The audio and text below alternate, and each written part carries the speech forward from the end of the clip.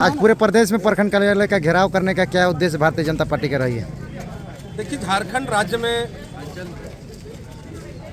जब से हेमंत सोरेन मुख्यमंत्री बने हैं और मुख्यमंत्री बनने के बाद लगातार झारखंड के किसानों को वो धोखा दे रहे हैं और किसान कैसे मजबूत हो आर्थिक रूप से, इसकी चिंता हेमंत सोरेन नहीं कर रहे हैं। इसीलिए भारतीय जनता पार्टी राज्यव्यापी आज सभी प्रखंडों में किसान के विषय को लेकर, किसानों के हितों को लेकर हम लोग प्रखंड कार्यालय में एक दिवसीय धरना दिए हैं। क्योंकि आप सब जानते हैं, आप सभी इस बात को जानते हैं कि हेमंत सोरेन जब 2024 का चुनाव लड़ रहे थे और घोषणा पत्र जारी किए थे, उन्होंने किस प्रकार से किसानों को लोक लुभावन घोषणा पत्र में शामिल किया, किसानों का मत को लिया कि कहा कि किसान हमको वोट दो, हम आपका धान को 3200 रुपया प्रति क्विंटल खरीदेंगे। लेकिन जैसे सरकार बनता है, किसान धान बेचने के लिए तैयारी करता है, सबसे पहले धान खरीदने का तैयार नहीं होता है, सरकार धान खरीदना ही नहीं चाहता है। उस समय भी भारतीय जनता पार्टी धान क्रय कराने के लिए आंदोलन करता है, तो सरकार बाध्य होकर धान को खरीदता है। लेकिन धान कितना खरीदता है?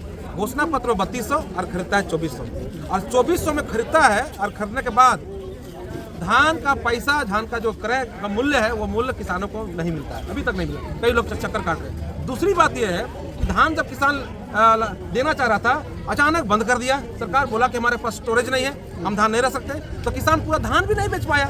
तो इसका यह कह सकते हैं कि यह सरकार जो है किसानों को धोखा दिया है, और धोखा दिया है इसलिए हम लोग प्रखंड कार्यालय धरना दिए हैं कि बचा समय 3 साल का है, अभी भी किसान के लिए काम करो, इसलिए हम धरना दिया। दूसरी बात यह है, जिस प्रकार से कमलेश जी की किसान जो है वो औने पौने दाम में बनिया से अपना धान लास्ट में बेचना पड़ा।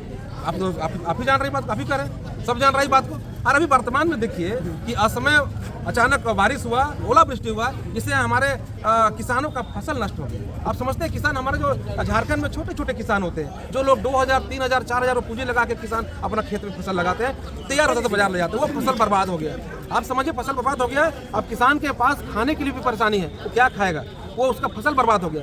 जबकि सरकार को चिंता होनी चाहिए, ये हर सरकार करता है। अगर किसान का फसल बर्बाद होता है तो सरकार उसका मुआवजा देता है, लेकिन अभी तक मुआवजा देने की ओर सरकार का एक कदम भी आगे नहीं बढ़ा है। इसका जवाब दे। किसान परेशान है, किसान आज त्राहिमाम कर रहा है, आम जनता भी त्राहिमाम कर रहा है। इसकी आवाज भारतीय जनता पार्टी के नैतिक कर्तव्य हमारा है कि आवाज हम उसका बनेंगे, आवाज बनने के लिए खड़ा। इसके लिए जवाबदेही पे प्रखंड कार्यालय पे होनी चाहिए, लेकिन आपने मुख्यमंत्री को निशाना साधा। देखिए, हमने साफ साफ कहा है, हमने कहा है कि देखिए, राज्य में जितना अफसर है, पदाधिकारी हैं, ये सरकार के अंदर काम करते हैं। हमने कहा यही वीडियो, यही सीओ भाजपा सरकार में वीडियो सीओ होते हैं, लेकिन इनका काम करने का तरीका उस समय चेंज हो जाता है। लेकिन हेमंत सोरेन के सरकार में अगर वीडियो सीओ होते हैं तो काम इनका करने का अलग चेंज हो जाता है। ये लोग को हमने कहा कि वीडियो सीओ को कोई गलती नहीं है। वीडियो सीओ बेचारे 2 करोड़ 1.5 करोड़ रुपया दे के यहाँ पर आए हैं, और उनको कहा है 1.5 करोड़ रुपया दो और सीओ बनो, वहाँ पर जाओ बैठो।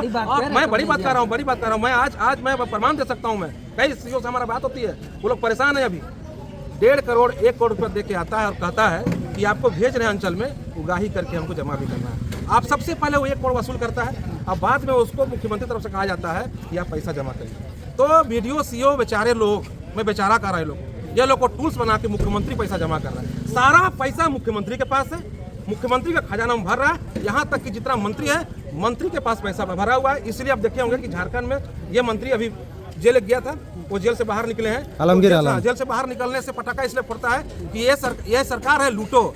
या आप कोई फाइटर नहीं है। फाइटर जब जेल से निकलता है तो पटाखा फूटता है, जश्न मनता है। हाँ, लेकिन अब समझिए कि आलमगीर आलम जी चोर, डकैत, लुटेरा, झारखंड की पैसा को लूटा, सड़क के नाम पर कमीशन खाया, वो आदमी जेल से निकलता है तो लोग पटाखा फोड़ते हैं। इससे साफ दर्शाता है कि ये सरकार जो है लुटेरों की सरकार है। लुटेरा लूटते रहो, आपका जेल जाओगे तो निकाला भी जाएगा, और निकलोगे ताली बजाया जाएगा, पटाखा फोड़ा जाएगा, अबीर खेला जाएगा। ये सरकार में हो रहा है। यहाँ पर पूरी तरह से जो सिस्टम है वो कोलैप्स कर गया है। और आम जनता, मैं तो स्पष्ट कहता हूँ, मैं ही बता रहा हूँ, कांके थाना में एक हमारे अपरिचित है, तो वो बोले कि भैया कांके थाना में हमको आवेदन देना है। मेरे साथ एक आदमी ने धोखा दिया है, हमको आदमी से हमको पैसा नहीं दे रहा, धोखा दिया। तो हम बोले थाना चले जाओ। तो थानेदार को फोन किए कि भाई जाओ वहाँ एप्लीकेशन चले लेगा। एप्लीकेशन लेके गया भाई साहब, उसके बाद जिसके खिलाफ लिखा उसको आकर कुर्सी में बैठा दिया और उसको नीचे बैठा दिया है, जो एप्लीकेशन देने वाला है। उसके बाद 2 दिन 3 दिन के बाद मालूम चलता है कि जिसके खिलाफ लिखा था उसे पैसा लेके ये अभी तक रगड़ रहा है, अभी तक रगड़ता है। हम बात किए कि थानेदार जी से क्या करते हैं, अपना आदमी, हम चुनाव भले हमारा सरकार नहीं है, हमारा विधायक नहीं, लेकिन ऐसा नहीं करना चाहिए। मतलब क्या कीजिए कमलेश जी, बहुत परेशान है। पैसा देखें 45 लाख रुपया देके थाना में आते हैं बड़ा बाबू। तो कहाँ से लाएगा पैसा? आप लोग को एप्लीकेशन कोई आता है तो लगता है यही पैसा है। जनता एप्लीकेशन लेके आता है, उसी से पैसा थाना को कमाएगा। कमलेश जी, और पेट्रोल ये स्थिति यहाँ का है। और हम यही इसलिए कहना चाहेंगे कि झारखंड की जनता आज बहुत परेशान है। मेरा नैतिक कर्तव्य होता है कि हम खड़ा होंगे और उसके लड़ेंगे। और देखिए आज ममता बनर्जी चली गई ना, ममता दीदी क्या बोल रही थी? हाँ खेला हो बे खाली झारखंड मैंने पश्चिम बंगाल है खाली घासे फूल का फूल उसका जोड़ा फूल वही सरकार में रहेगा। लेकिन जनता किसका कर दिया? जनता ऐसा प्रचंड बहुमत भाजपा का सरकार बनाया कि दीदी को कोर्ट भेज दिया, वकील ड्रेस बना दिया उसको। अब तुम वकालत करो। दीदी वकील बन गई है। लेकिन आप पर भी सवाल उठते हैं आपके पार्टी पर कि अभी पेट्रोल डीजल में आम जनता को त्राहिमाम हो रहे हैं। देखिए कौन मामला उठा रहा है? कांग्रेस जो है अब कांग्रेस सिमट चुकी है। और यही कांग्रेस यही विरोधी कोरोना भी उठा रहे थे मामला को। जब कोरोना में मोदी जी एक्शन लिए कि देशवासियों को बोले ना कि एकजुट करने के लिए कि थाली बजाओ, तो विरोधी लोग बोलते थाली बजाने से कोरोना चला जाएगा, यही विरोधी बोलते थे। उसके बाद बोले कि भाई एक दिन लाइट बंद करो, तो बोलो लाइट बनने से कोरोना चला जाएगा। मोदी जी देश को जोड़ते हैं और देश के लिए सोचते हैं, देश के लिए मर मिटते हैं। और ये लोग लगता था कोरोना में ये लोग विरोधी क्या चाहता है ना देश बर्बाद हो जाए। मंत्री इरफान अंसारी कह रहे हैं कि मोदी जी तोड़ते हैं। देखिए कोरोना से जनता को बचाया, जनता बचाया ना। कोरोना भी वैश्विक महामारी थी।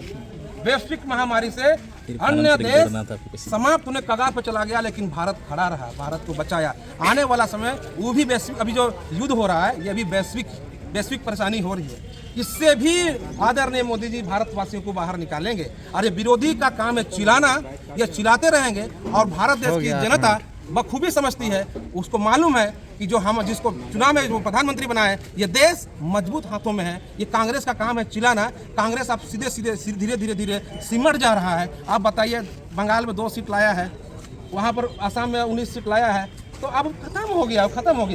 अब यहाँ पर अभी हेमंत सोरेन जी भी जान रहे हैं कि हेमंत सोरेन जी जान रहे हैं कि हमारा हाथ पकड़ के 16-17 सीट ले आ रहा है। बेटा आने वाला समय में अब हाथ भी नहीं देंगे। अब कांग्रेस अपना हाथ अब हाथ अपना हाथ है ना, तो तीर धनुष की तरह छूता है, अब तीर धनुष से दूर हो जाएगा। अब यहाँ भी शून्य हो जाएगा।